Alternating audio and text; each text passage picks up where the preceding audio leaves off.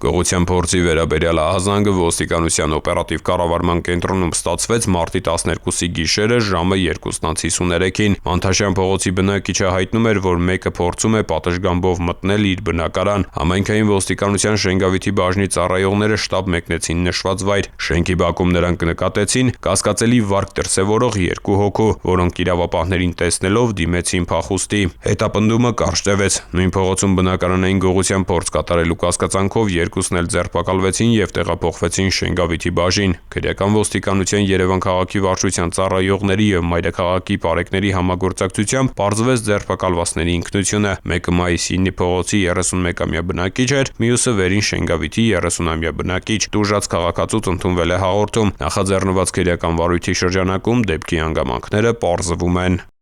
Ծանուցում հանցագործության համար մեղադրվողը համարվում է անմեղ, քանի դեռ նրա մեղավորությունն ապացուցված չէ քրեական դատավարության օրենսգրքով սահմանված կարգով՝ դատարանի օրինական ուժի մեջ մտած դատավճռով։